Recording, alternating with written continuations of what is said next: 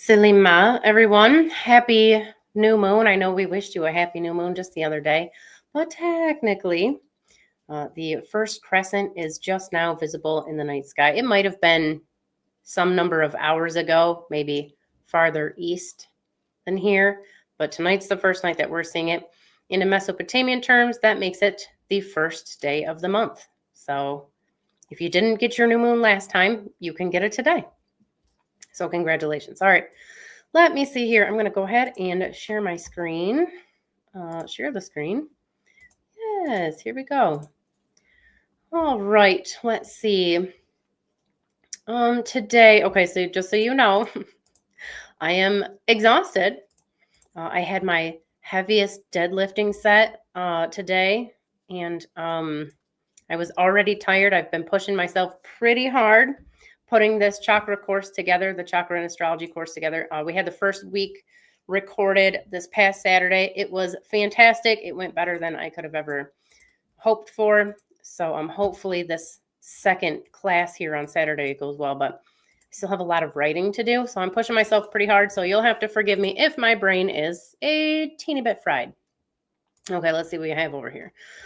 Today, as you can see, the sun still over here in Aquarius, but I mean, we're already making our way into Pisces, but it's definitely not in Pisces yet. Okay, like it's not there yet. Even if, so let me go over here and I'll show you. This program, if you don't know, is called Stellarium.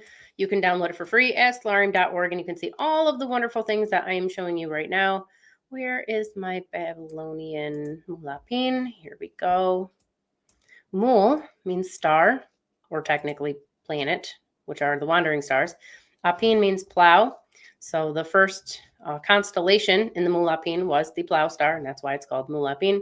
But as you can see in this version, we have Aquarius, these stars of Aquarius. This is just how it's written out. And as you can see, technically over here, still looking like Shamash or Utu, the sun god, is still over here. So depending on where the original boundaries really were, I mean, we could say again, it's maybe into Pisces soon, or it's still in Aquarius for a good long time. It doesn't really matter too much, you guys, okay? Because I mean, for a lot of reasons. That was me making sure that I don't go on a giant tangent just now as I try to explain this. Basically, the Mesopotamian constellations were very fluid in their meaning. There was overlap between the two of them. So you don't have this rigid cosmology where everything's like a cutoff point, okay? We don't have that. Even though technically the Babylonians did create the 30-degree house system, they did not assign meaning to the houses the way that the Greeks did. But even though they had that system, it didn't matter. That was really just used to track where things were and make it easier for people to kind of go back later and see where things were at. They're giving degrees to the sky.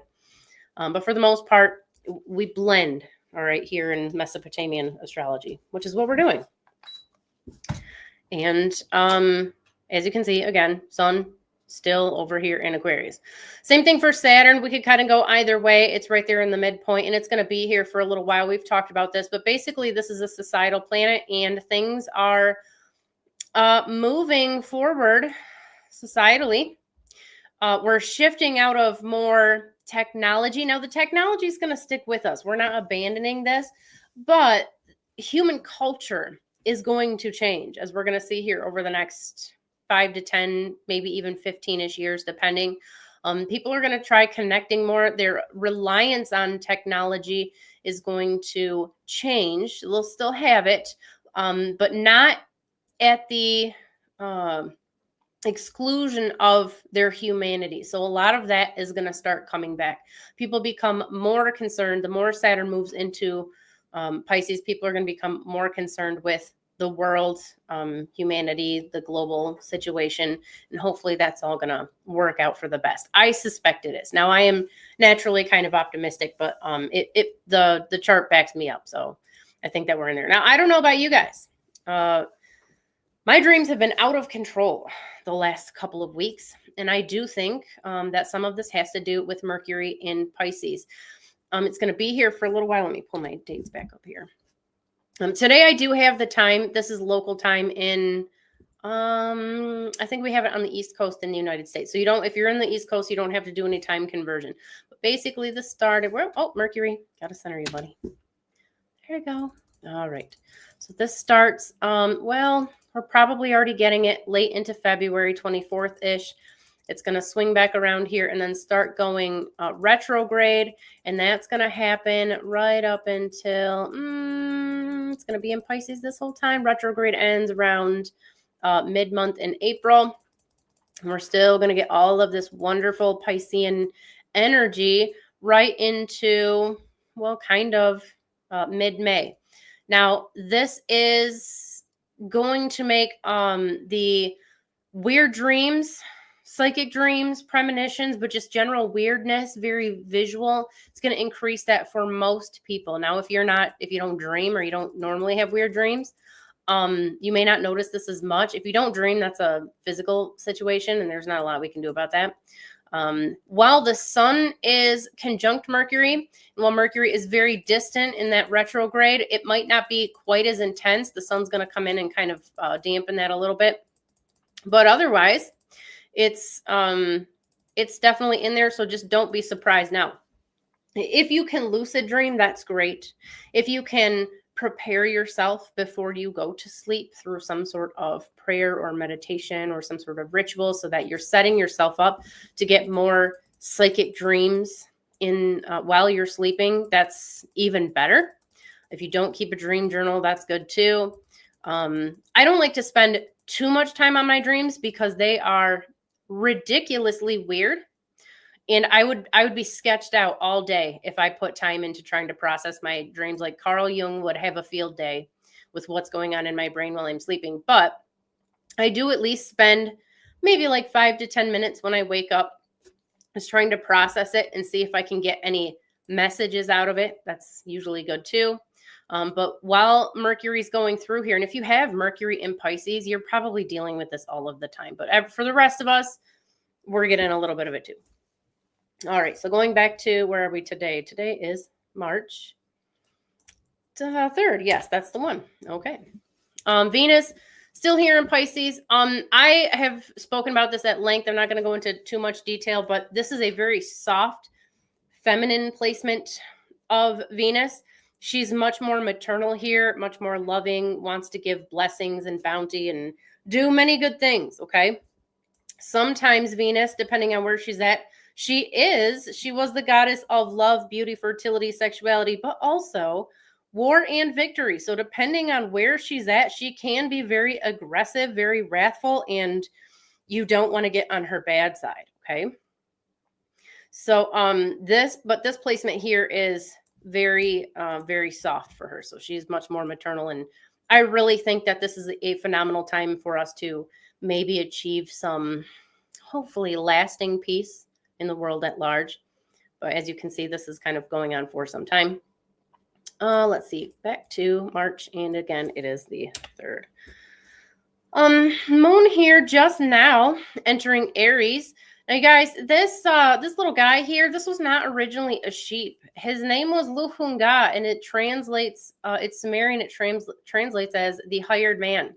And he just represented a little, like a migrant worker who would come in, he was hired to come in and babysit the flocks or maybe help with the crops or something like that. So he's a farmhand. He's a paid farmhand.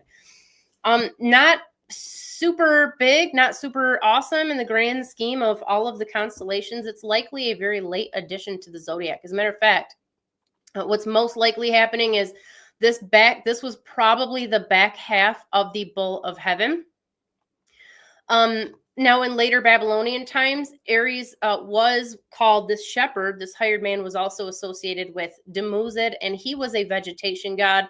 Every year, he would be reborn as, he and his consort Venus, or Inanna Ishtar, they would consummate their union, and out of this, all of the vegetation and fertility of the land would spring forth.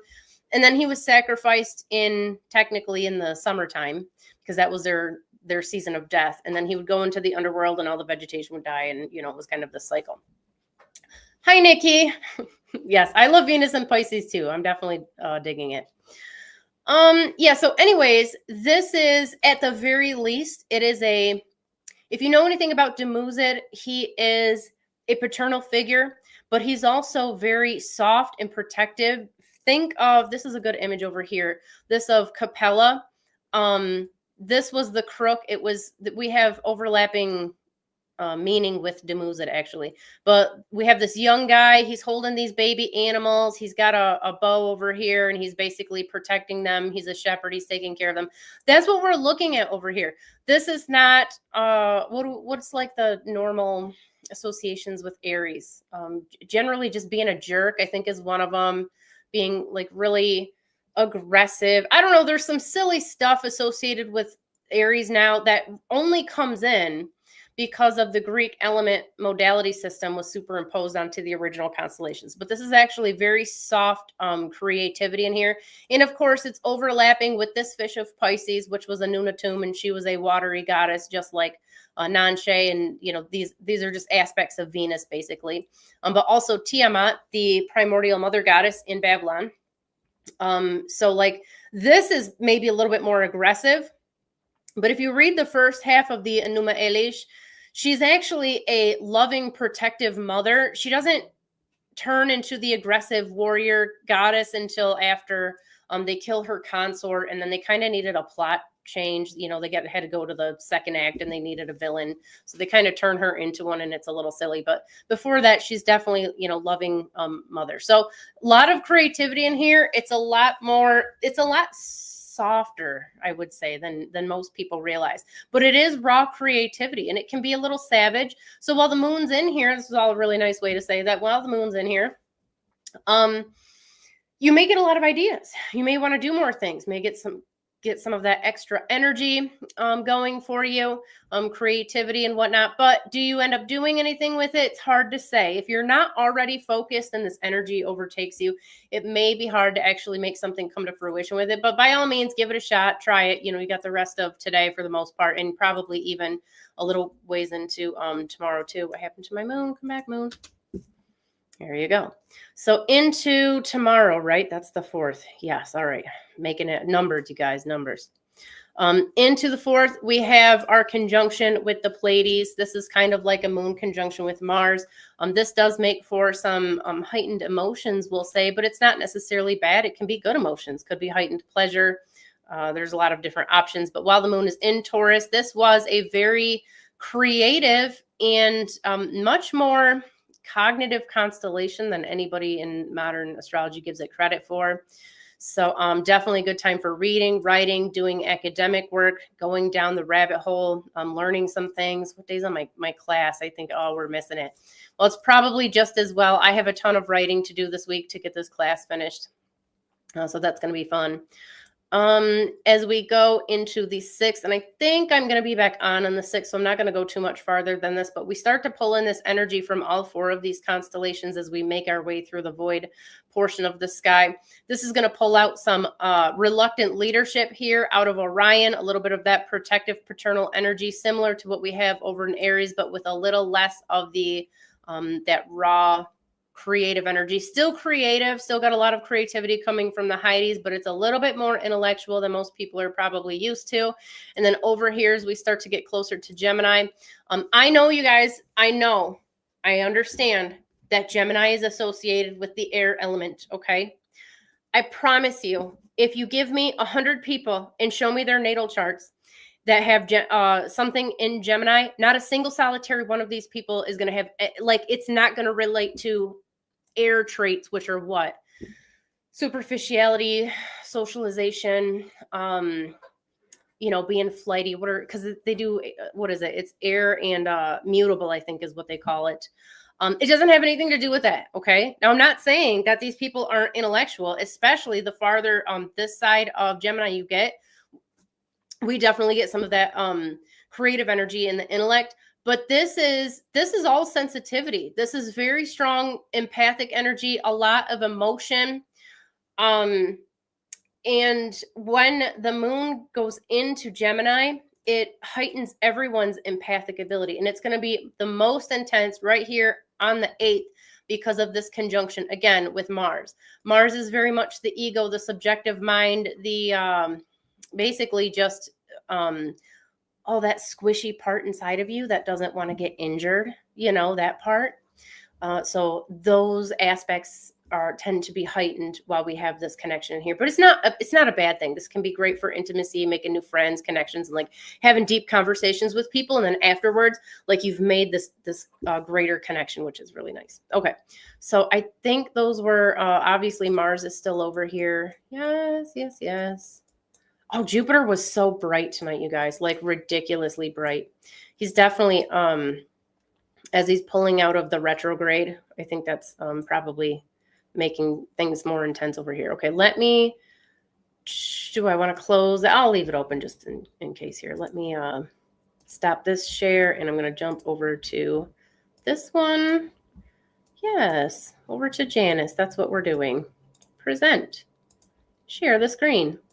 Good. Share. Good. Okay, hopefully we can all see this. Where are we at today? The 3rd. Okay, I did increase my orbs. Don't get super hung up on the exact date of when these things show up. Okay, you guys. Astrology there's a window. Okay, it's like a storm rolling through. You have the front ahead of time. There's a pressure change. You have like the initial, rainfall and whatnot, and then there's still the change in the air afterwards. Maybe it's a little soggy outside, a little cooler. We don't know. Okay. So it's not just like a one and done situation. I wish I could wave a magic wand and teach people to not be so very, very rigid in their, the way that they perceive astrology. I wish I could do that. I don't know how. Maybe one day I'll figure out how to do it. Okay. So anyways, we still have this trine here between Mars and Vesta. And this is kind of, this is like a couple weeks we're dealing with this. But this increases potentially sensitivity in the physical body, possibly depending on how you're set up in your natal chart. This can be stress related to money or in the home. It doesn't have to be stress. Sometimes it's just making plans, financial plans. It can definitely be that too. But Vesta is going to be health and wealth energy. Mars is going to be the mind, or possibly that chemical sensitivity. And so we're just tying these in a little bit more than we otherwise would. And this is going to be going on, let's see, 3, 4, 5, 6. Yeah, pretty much. We've been dealing with this for a little while. So it's a good time to work on your body and your health and also your finances. So hopefully you're taking care of that stuff. Okay. So right now we also have this square with Jupiter and the sun. And again, this is something like we have probably at least like a week or so on either side where we're really feeling this. The square in itself is not that bad, but it is calling on you to make some changes in your life. It's hard to say without looking at your personal Jupiter exactly what these are. But I suspect it's probably going to relate, at least in part, to your body or your career, possibly who you're spending time with, your associates, the people, your social circles. And I say that namely because of the close proximity here to the sun in Ceres and Saturn. So if you're having issues in those areas, it's time to address them. If you don't, you're going to have to do it sooner or later. So just get it over with, right? We also have a square right now with the moon, and this is going to be short. Okay, this is very short-lived here. Square between the moon and Pluto. I think this one's been affecting me a little bit today. Let's see if I can even explain how. My meditations are usually really intense and almost like psychedelic. I mean, they're crazy and they affect me through the whole day, but I had a weird one today. It was a little weird. Now, granted, you're going to, if that was the case, and that's really the cause, which I don't think that's the direct cause, but this is the type of thing that you're going to get a couple times a month anyways. So I suspect there's other things going on. And I'd have to look at my individual chart, and I don't do that. Hi, Nikki. Great name. And thanks. I really appreciate that. Welcome. Let me see here. Yeah. So that's just some of the, things that can happen, but you know what? I pushed through it, and that's what you got to do. These squares are going to the gym in whatever area of your life that they're telling you about. They're like, go to the gym, either develop a tolerance or push through and get some work done, but do something. Don't just sit back and ride this out. When you ride it out, you end up having to deal with it later. So, just handle it. That's what a square means. It means handle it. Okay. We also have the sextile. And again, this is very, very quick with the connection to Ceres, which is going to be the community, your people that you're spending your time with and whatnot. So obviously short-lived, but still take advantage of it if at all possible. Okay, guys, I'm getting a drink. Stand by. I got to do it. I'm struggling over here. I'm struggling. If you are late to joining me here and you don't know, I'm a little tired today. Brain's a little fried. I even struggled to write today. I didn't dance and I didn't do upper body in my workout because I was that tired and struggling. So stand by. And it's super hot and I want to chug it and it's not happening. Hold on. Okay, try again. Where are we at? On the onto the 4th here. Yes. Okay, so tomorrow. And again, you guys, within hours, because the moon's just whipping around here, you're gonna be feeling this before and after here. Oh, you know what, Nikki? I'm wondering if that had something to do with it too. Like just it was a sleep issue, or I mean, I feel like I slept, but I clearly when I woke up, my body said not so much. Maybe that's what's going on. Tomorrow, we have this opposition between the moon and Vesta. Now, you guys, I know I say this every time, but I will say it until I eventually lose my voice or they kick me off of the internet, whatever comes first. Oppositions are not bad. There's absolutely nothing negative in an opposition. Okay. Absolutely nothing.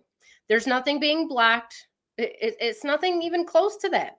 And we know this because the moon is in opposition to the sun every month, and that's what gives us the full moon. Okay. It's just a different type of alignment. And instead of all pulling to one area like we would see with a conjunction where things are lined up and they're pulling at you this way, it's just pulling from the side. It's still pulling the energy out. It's still awakening it. It's just doing it from slightly different angles. But there's nothing negative in here. So anyways, what it is pulling out here is some of this trine energy that we were talking about with Mercury squared GC. Yes, is that yes? I mean, it kind of has been. We're still getting some of that energy for sure. Yes, but I do suspect, and this will affect sleep too. This over here, the stress with the body, this trine. So sleep can be disrupted, but this is a couple weeks that, we're really getting this type of intensity here.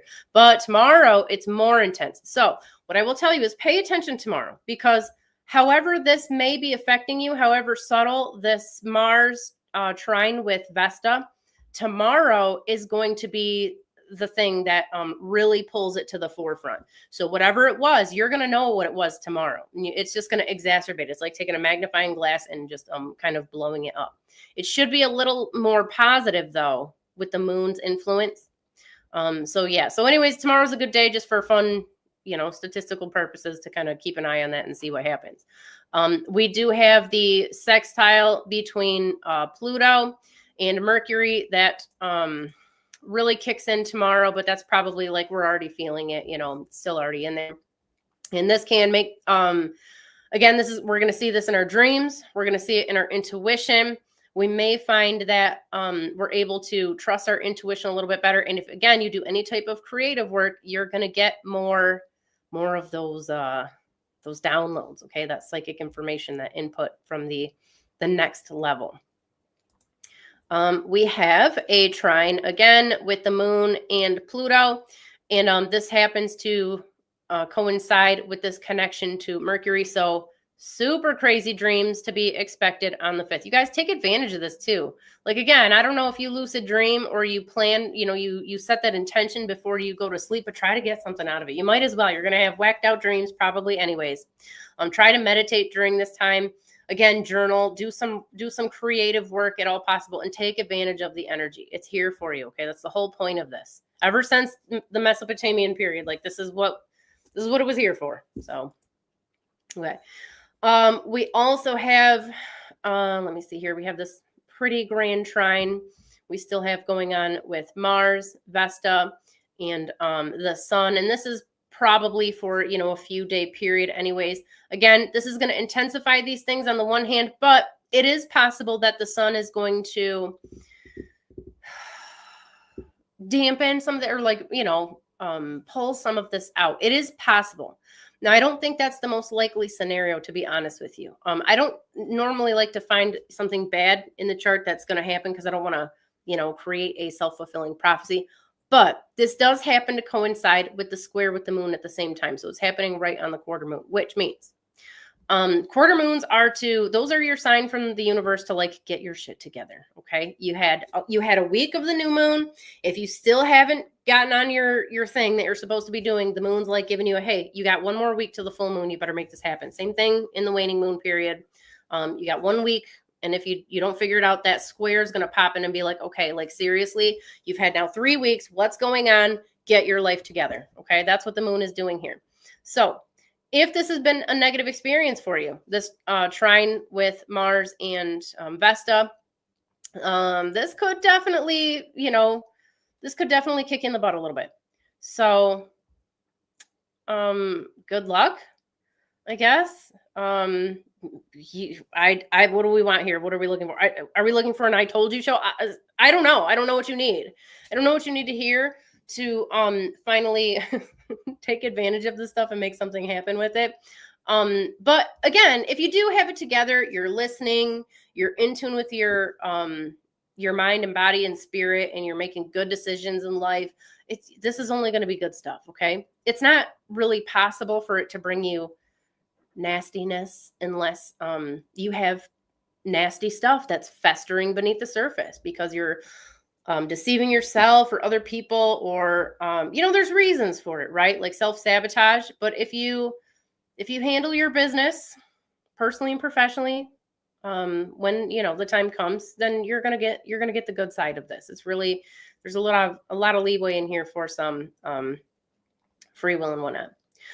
Okay, I'll be back with Nikki, and we will have Pixie Dust and Spirit Alchemy with us Wednesday from 11 a.m. to 1 p.m. Eastern. And that's going to be a rocking good time. And then I will be back the following day. So that's going to be Thursday with another update for the next, the next handful of days. So like, share, subscribe, drop a comment. That helps the algorithm and stuff. And otherwise, I will be back, or me and Nikki will be back Wednesday. All right.